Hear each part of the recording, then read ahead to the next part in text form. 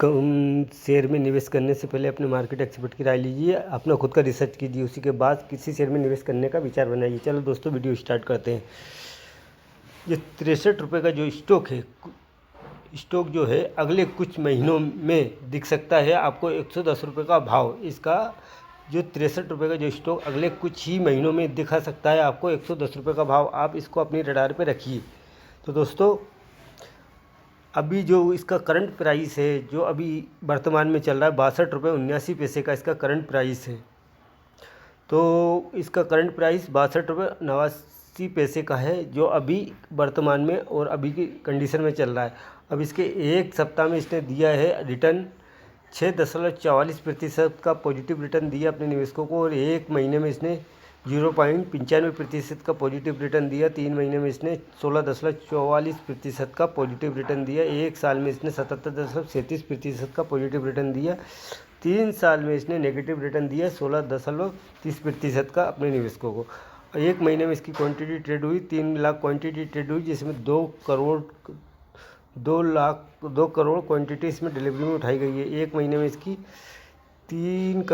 5 crore quantity trade हुई, जिसमें 3 crore quantity delivery में उठाई गई है। सैटरडे में 3 करोड़ क्वांटिटी ट्रेड हुई, जिसमें 2 करोड़ क्वांटिटी डिलीवरी में उठाई गई है। सैटरडे में इसमें 2 करोड़ क्वांटिटी ट्रेड हुई, जिसमें 2 करोड़ ही डिलीवरी में उठाई गई है दोस्तों।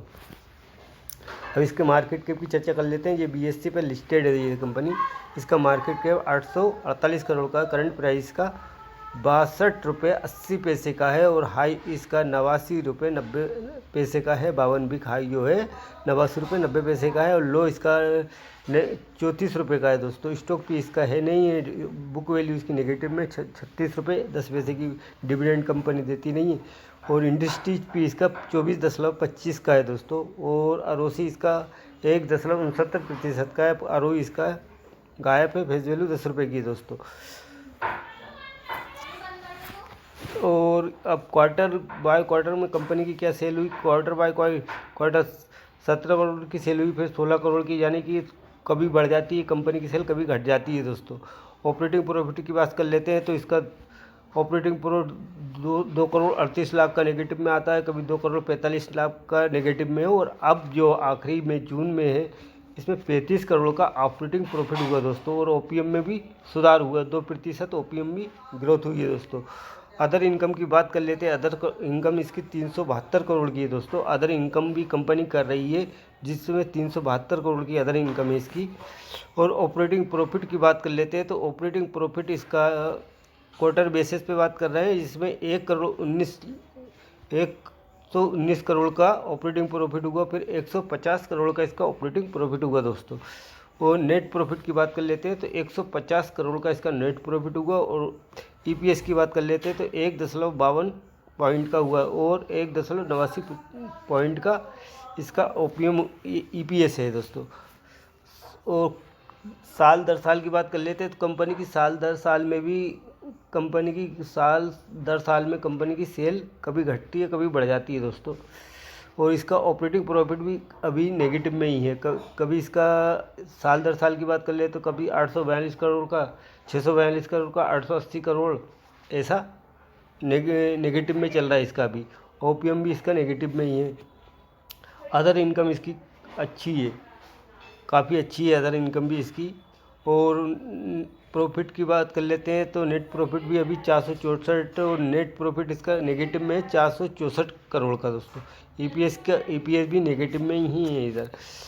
और सेल्स की बात कर लेते हैं, तो कंपाउंड सेल्स ग्रोथ 10 साल की 1% है, 5 साल में नेगेटिव में 5%, 3 साल में 11% की पॉजिटिव में, TTM में 20% की नेगेटिव है दोस्तों। कंपाउंड सेल्स ग्रोथ की बात कर लेते हैं, 10 साल में 5% है, और 5 साल में 16% नेगेटिव है, 3 साल में 17% नेगेटिव में, TTM में 9% पॉजिटिव में। स्टॉक प्राइस CAGR की बात कर लेते हैं, स्टॉक प्राइस CAGR में 10 साल में इसने 17% CAGR से रिटर्न दिया है, और 5 साल में इसने नेगेटिव रिटर्न दिया है 12% CAGR से। 3 साल में इसने 4% का CAGR से रिटर्न दिया, और 1 साल में 75% के CAGR से रिटर्न दिया। रिटर्न ऑफ इक्विटी से सारी नेगेटिव में दोस्तों। बैलेंस शीट की बात कर लेते हैं, तो कंपनी पर रिजर्व भी नेगेटिव में है, और बोरिंग 5 यानी कंपनी ने बोरिंग अपनी घटा दी है दोस्तों। पहले 1068 करोड़ थी, फिर 833 हो गई, 833, फिर 700, अब 576 की बोरिंग बची है कंपनी पर दोस्तों। यानी कि बोरिंग कंपनी घटा रही है, यानी जो कर्जे कंपनी घटा रही है। और अदर इनकम की बात कर लेते हैं तो अदर लाइबिलिटी, टोटल लाइबिलिटीज की बात कर लेते हैं, 8,957 करोड़ की दोस्तों। फिक्स एसेट की बात कर लेते हैं 2,536 करोड़ का है दोस्तों। इन्वेस्टमेंट इसका 19 करोड़ का है। अदर एसेट की बात कर लेते हैं 6,396 करोड़ का है। और टोटल एसेट इसका 8,957 करोड़ का है दोस्तों। अब कंपनी का शेयर होल्डिंग पैटर्न की बात कर लेते हैं तो कंपनी के शेयर होल्डिंग पैटर्न में आप देखेंगे कि प्रोमोटर ने अपनी होल्डिंग जून के महीने में 2024 में 47.67% थी, जो उन्होंने घटाई है 29.15% की सितंबर में इनकी होल्डिंग है। यानी उन्होंने अपनी जून में घटा दी है। 47.67% की जो होल्डिंग हुआ करती थी, जो सितंबर में इन्होंने 29.15% की होल्डिंग हो गई है प्रोमोटर की। और एफआई की बात कर लेते हैं तो एफआई की 1.73% की होल्डिंग थी, जो इन्होंने बढ़ाकर 1.81% की होल्डिंग करी है जून में। और अभी सितंबर के महीने में इन्हें 25.12% की एफआई की होल्डिंग हुई, यानी एफआई ने अपनी होल्डिंग इसमें बढ़ाई है।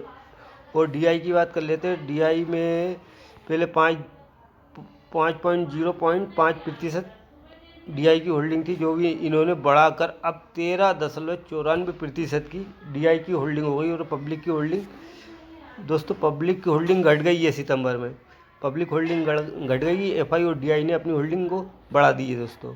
तो आप इस शेयर पर नज़र रखिए और अपना ये कुछ ही महीनों में 110 रुपये का रेट या 120 रुपये का रेट दिखा सकता है। इस कंपनी का नाम जान लेते हैं। इस कंपनी का नाम है स्पाइसजेट लिमिटेड कंपनी है, जो दोस्तों आप इसमें नज़र रखिए। हो सकता है ये 2-4 महीने में ही आपको 110 का रेट दिखा सकता है। तो दोस्तों आगे की फिर वीडियो मिलते हैं। जब तक मेरे चैनल को, आपको अगर मेरा चैनल पसंद आया तो चैनल को लाइक कर लीजिए, सब्सक्राइब कर लीजिए, ताकि आने वाली वीडियो की नोटिफिकेशन आप तक पहुंच सके। धन्यवाद।